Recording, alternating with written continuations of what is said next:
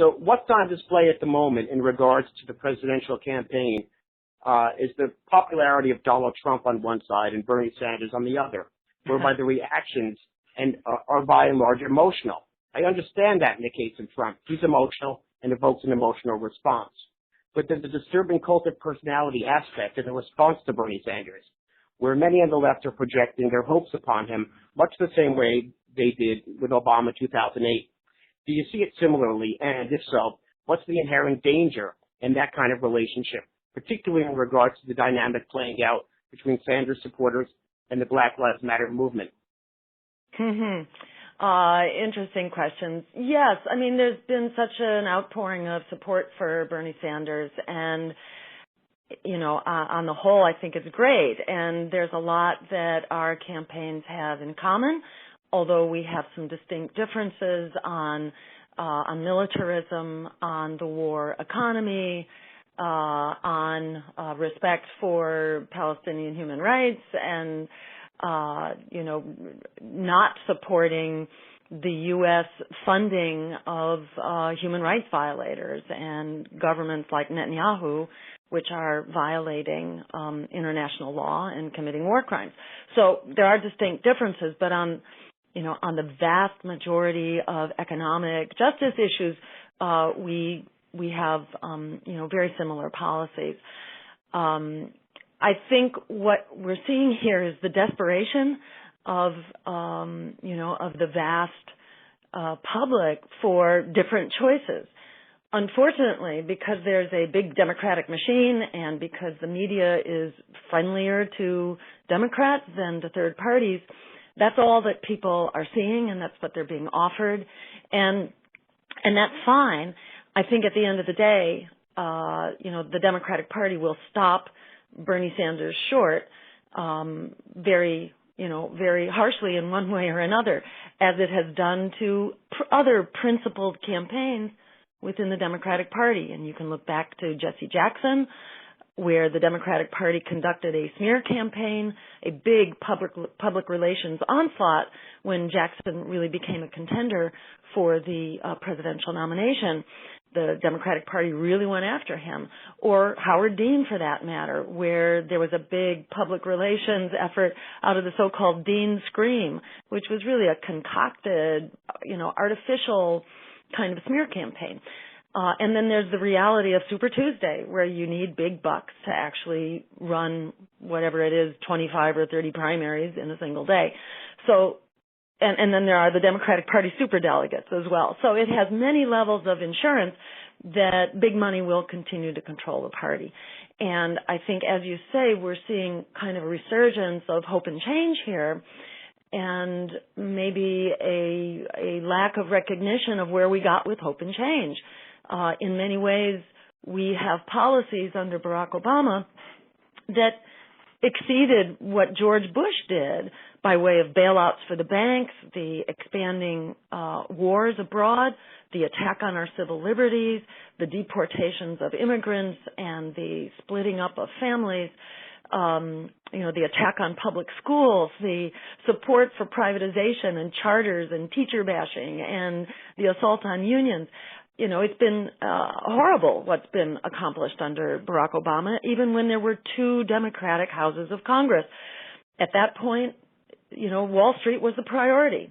Now that we have a lame duck president, he's articulating a more populist agenda, but this is part of their formula. When they have power, it's used for the wrong purposes. To summarize, I think we're seeing in the expression of support for Bernie Sanders the deep yearnings out there for something really different. I think Bernie Sanders' campaign is going to run its course for better and for worse because it's within the Democratic Party and because Bernie has vowed to support Hillary or whoever the corporate candidate is that emerges from this corporate process. Hopefully his supporters will not be led down the wrong path here and over the cliff. So our job, I think, is to establish our campaign as a challenge that is here for the long haul, that is building the movement for the long haul, that won't go away in the primary, and that won't go away after November of 2016 either. We're here for the long haul. It's clear the economy is not getting better. The environment and the climate are in increasingly desperate straits. We need to declare a state of emergency. We need a massive mobilization to green the economy on an emergency basis, put everyone back to work. This is what we call our Green New Deal, and it's an emergency policy that fixes a host of these crises all in one fell swoop. It can fix the crisis of the economy at the same time that it fixes the crisis of the climate, and it makes wars for oil obsolete, because we no longer need the foreign resources when you have 100% clean renewable energy based here at home in a distributed and democratic small d fashion. And the best news, or I should say one of the wonderful pieces of news here that goes along with the Green New Deal, and it's a story that's rarely told, is that when you actually move to 100% clean renewable energy and to local and sustainable food sources, which are healthy for people as well as the planet, and to a public transportation system, which is sustainable and incorporates active transportation, that is walking and biking as well as public transit, voila, suddenly you have the makings of a truly healthy society. And there are a whole variety of indicators that show that when you do that, health improves so massively for not having pollution, for having healthy food, and for integrating exercise and activity into people's day. Health so improves that it essentially more than pays for the cost of the transition. So this is a case of, we've got to choose here a trajectory of certain obliteration, which is what we're on right now with both parties, Democrats as well as Republicans, or a trajectory which is a win-win-win for the economy, for the climate, for the environment, for our health, and for peace. And it pays for itself. So it's clear the one missing ingredient here is our taking the power that we actually have. We're told over and over again we don't have power, and that we are irrelevant to the political process. But in fact, when you add up 40 million students who are in debt, millennials who are basically indentured servants with no hope of getting out given the course of the economy, and we are the only campaign that is dedicated to canceling student debt as well as providing free public higher education. We are the only choice. When 40 million millennials get wind of that they actually have the power to determine the outcome of this election, then suddenly the terms of the election are dramatically changed. Because if that word gets out, 40 million millennials could actually mobilize and actually win the election. Add to that the 1 in 3 African Americans held hostage by the prison state, for which we are advocating truly substantive solutions.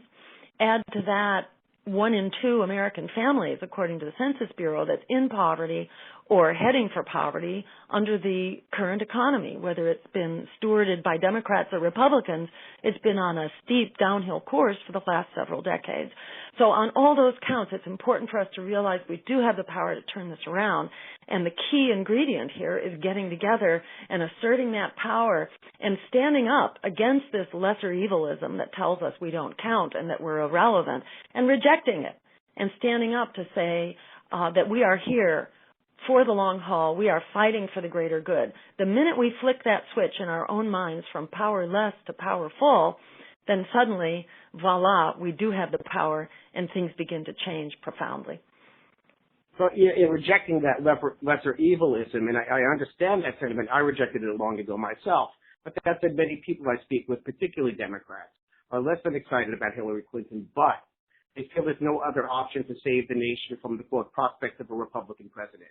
In particular, they worry about the appointment to the next president would have to make to the Supreme Court in light of Citizens United and other rulings that have carved out the guts of our democracy.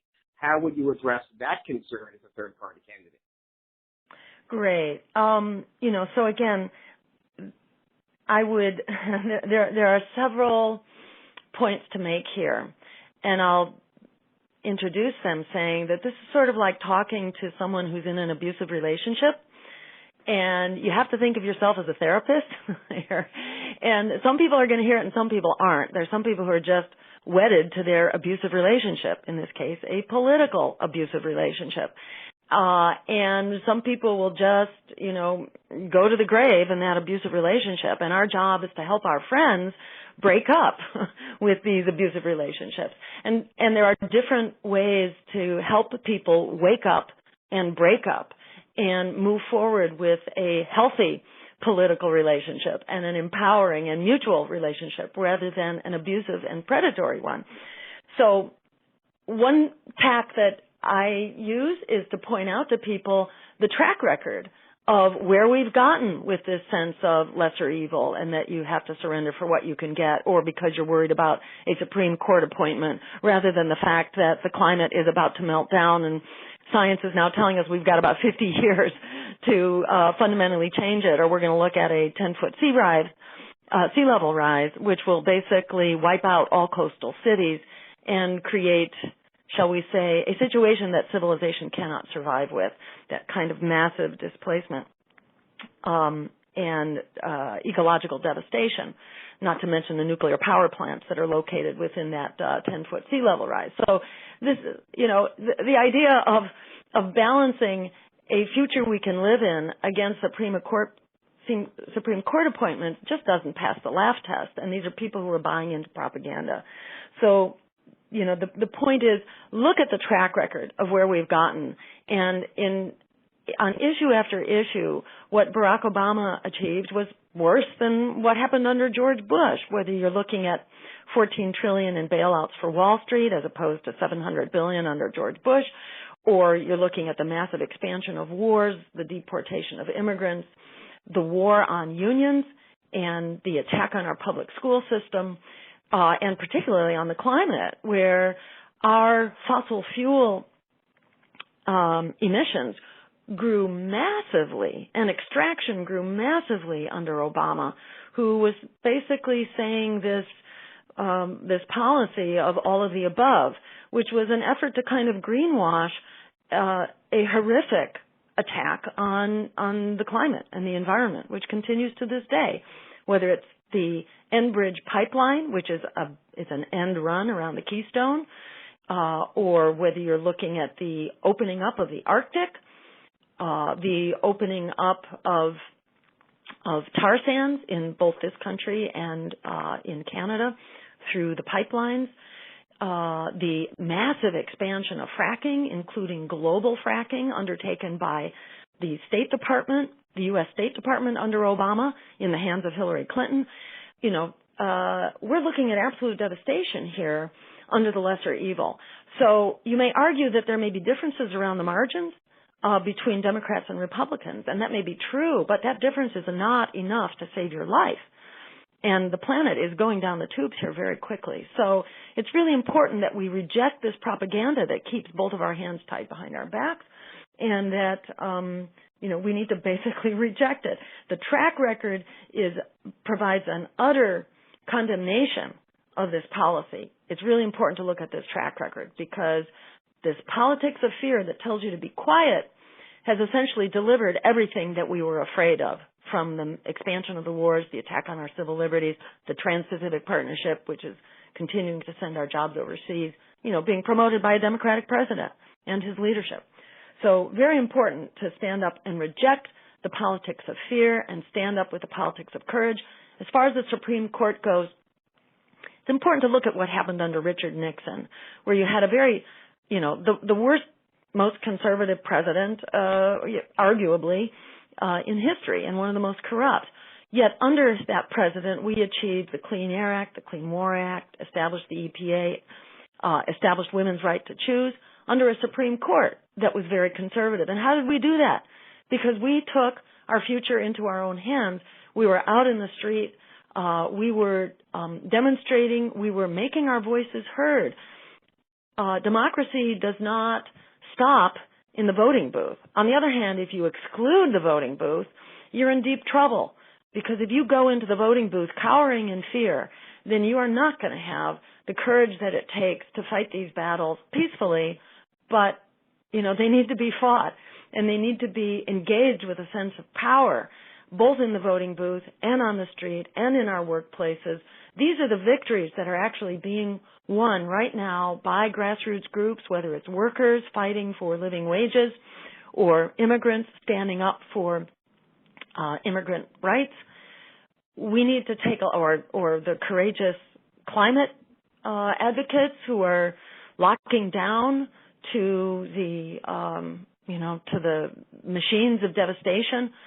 These are the examples of courage that it has always taken throughout history to move forward in the face of disastrous repression. And whether that's been, the labor movement in this country, gaining women's rights to vote, the abolition of slavery, it always took a movement of courage from the grassroots and then a politics of courage in the form of a third party that was willing to stand up and fight for what it is that we actually need. You do not create transformative change inside of the parties of big business and the parties of big corporations.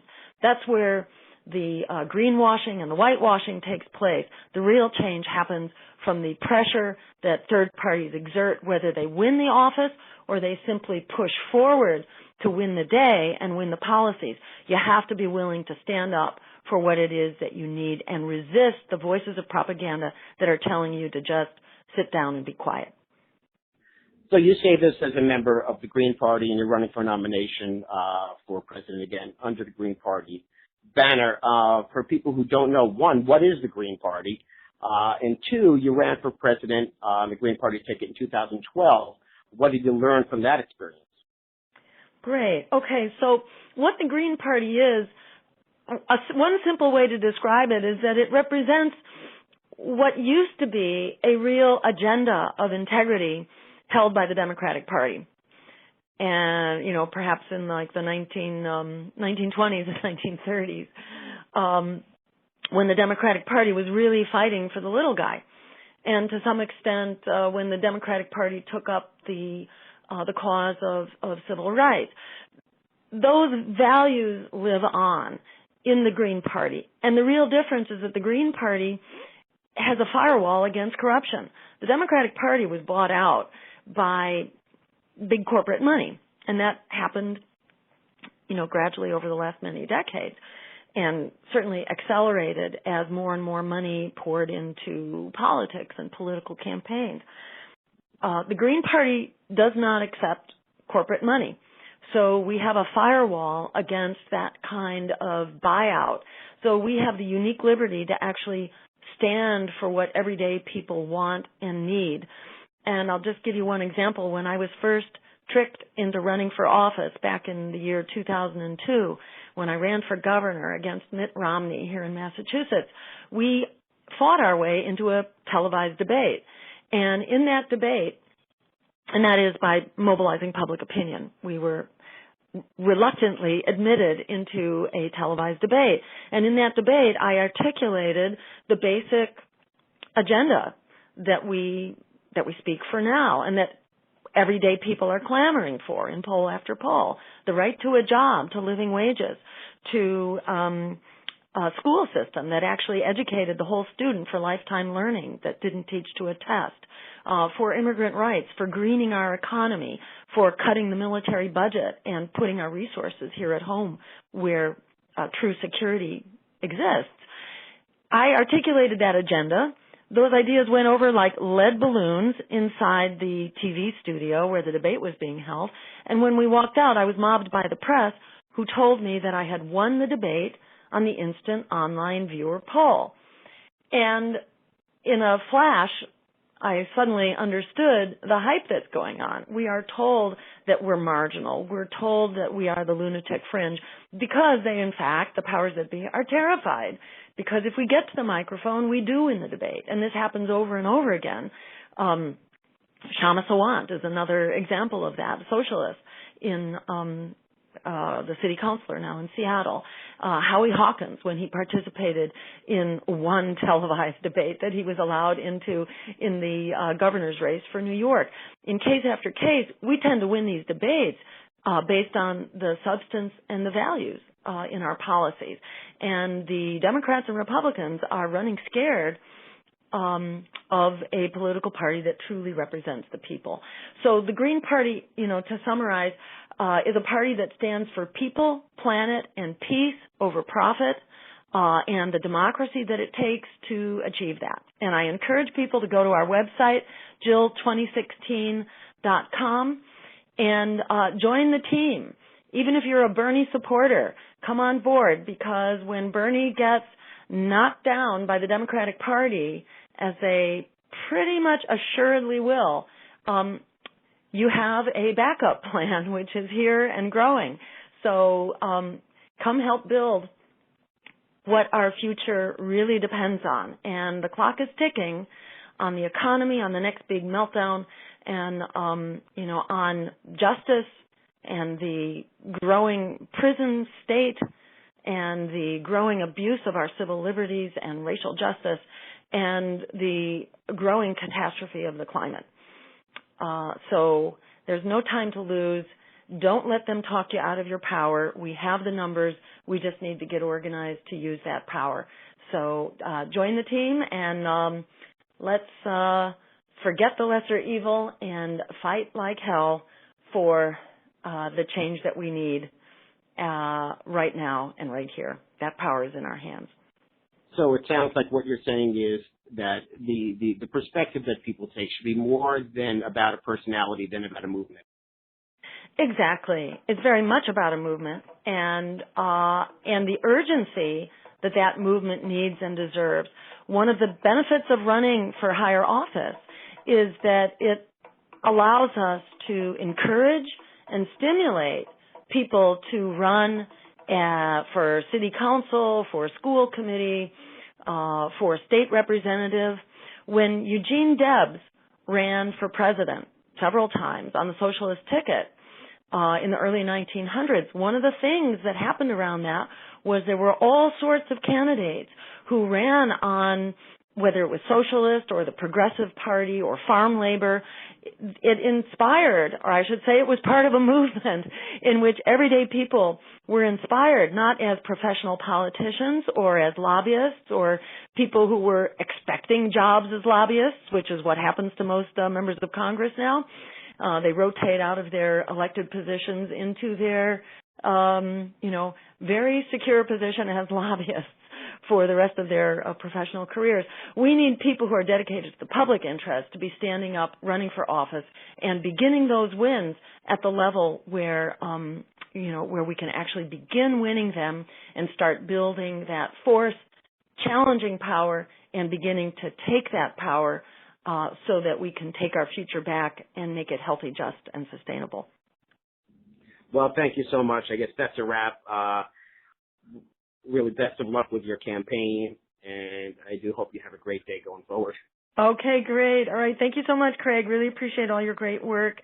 It's wonderful. As you know, independent media is the real media, so thank you for being the critical pillar of democracy that you are. Keep up the good work.